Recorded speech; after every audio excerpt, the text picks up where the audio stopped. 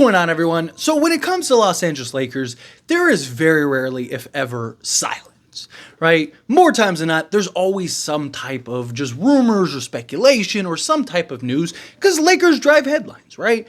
Sports media, just media in general, loves to talk about the Lakers, potential trades, potential deals, kind of whether it's fabricated news or it's actual news, right? It's why it's great being a Laker YouTuber because there's always something to talk about. There's always something to dive into. There's always something to kind of keep the conversation going, which, as we always are here. Like I always say, not an insider, just a fan, not some reporter, nothing like that. Just like to relay the news, give my thoughts and opinions, and of course, always hear from you.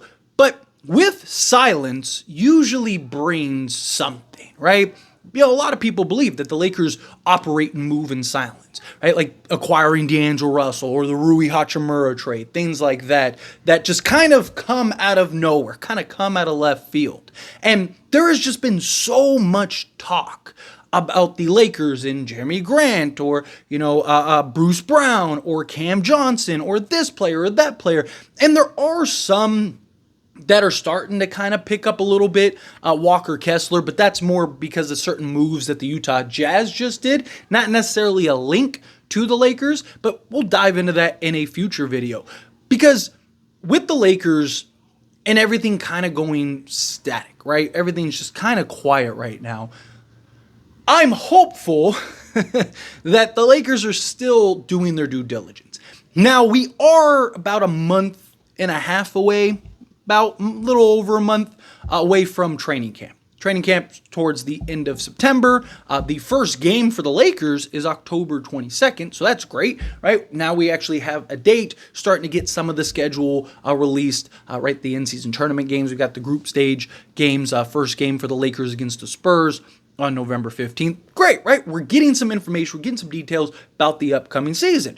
But are the Lakers standing pat? Are they going to make a move? Like, what is going to happen? A lot of people think that teams are basically going to stand pat, right? Because it's not just the Lakers that you're not hearing news and information on, right? The trade market, period.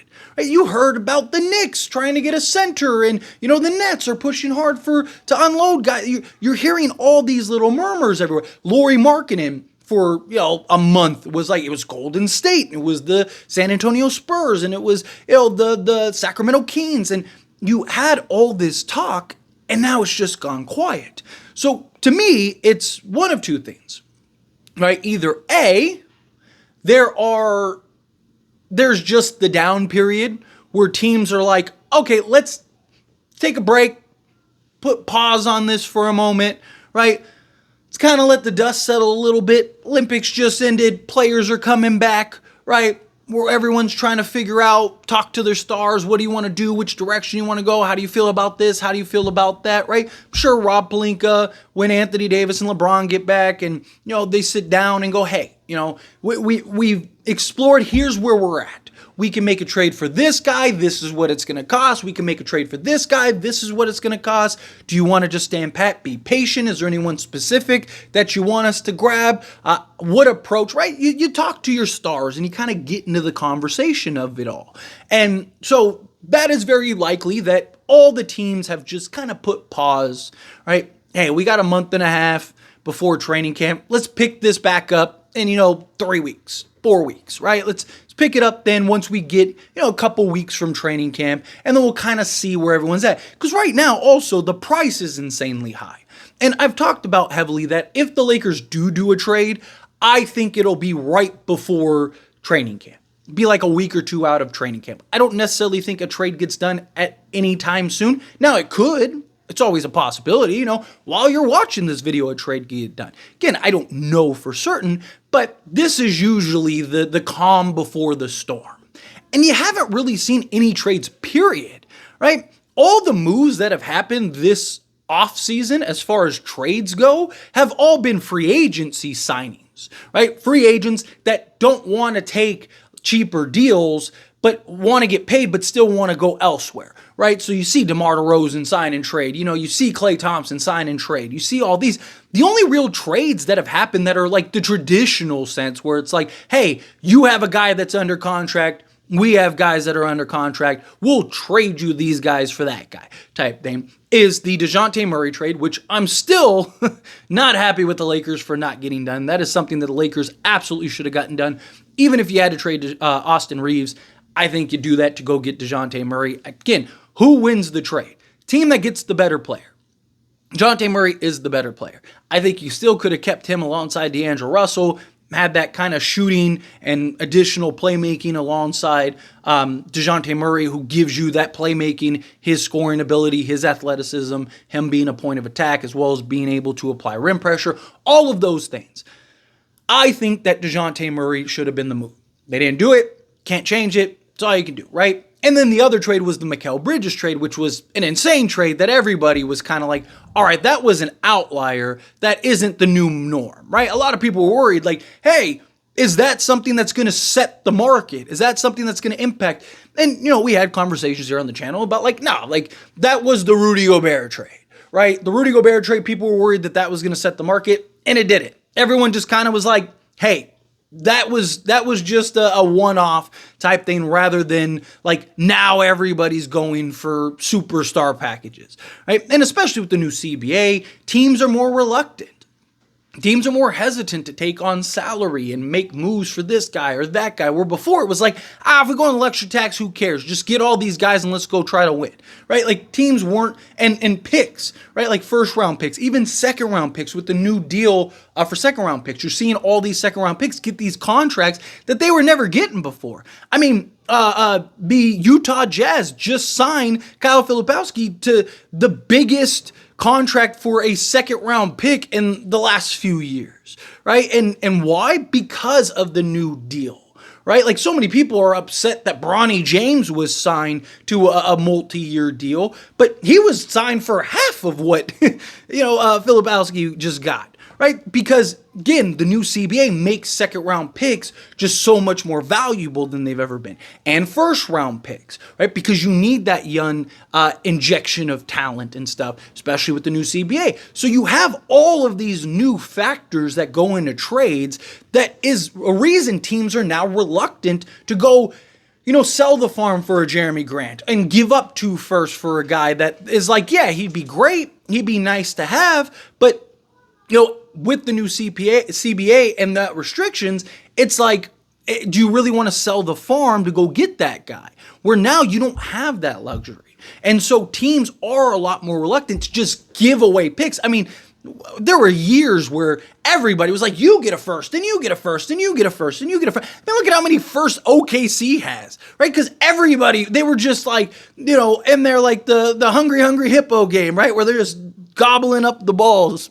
Pause. But, in all seriousness, it's like, you're seeing the shift. You're seeing the change.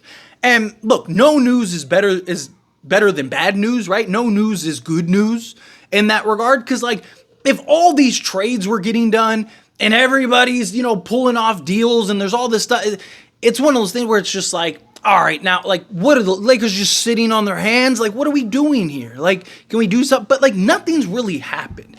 I know the free agencies, there were several free agents that I wanted that I'm disappointed that the Lakers didn't get, but it's not like the end of the world. It was always going to need a trade, right? But it would have been nice to get, a Gary Trent Jr., because that might have been one less piece you need to acquire. That might have been one less trade that you needed to make, right? But I've always kind of maintained the Lakers need multiple trades, right? Even if let's say they got a Tyus Jones and a Gary Trent Jr. Like, yeah, that would have been great, but I still think you need a Jeremy Grant and a Wendell Carter Jr.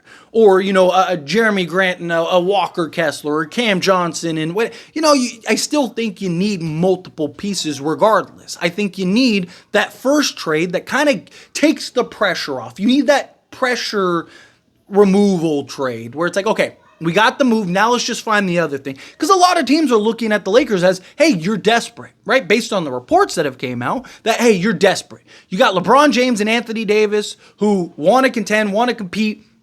Hey, you want it? Let's make it happen, but it's going to cost you. I just think, again, the Lakers need to continue to be patient. everyone's asking prices were up here. I think as you get down to training camp, I think those prices get more reasonable, and the Lakers will have an easier time pulling off a trade or two. I think that the Lakers will have a more realistic opportunity, right? It is nice. I kind of feel like this is a bit of the calm before the storm. Well, maybe it's just me being overly optimistic. It's always a possibility, right? It very well could be the case where I'm just like, hey, like I think something gets done, but I do. I think if something is there, Rob Pelinka will take it. Rob Pelinka has made a trade every year he's been in office besides last year.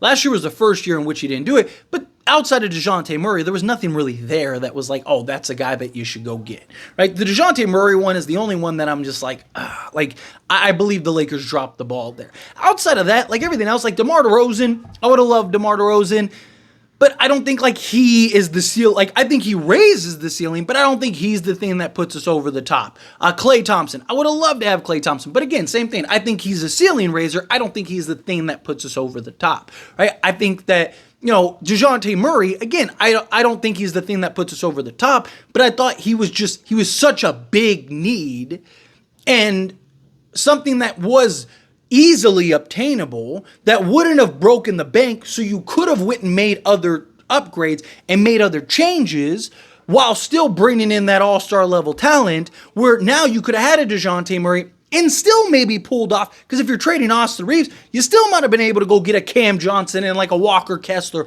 or a Cam Johnson and like a Wendell Carter Jr. or something, and now you're stacked, right? That to me is a little frustrating. That's where it's kind of like I wish they would have done something in that regard. But anyway, as always, this is a discussion, and I pass the question on to you. Let me know your thoughts and opinions down in the comments below. What do you think? Do you think that this is kind of the calm before the storm, that the quiet is good right now, or do you think that no, it's something that it needs to pick up?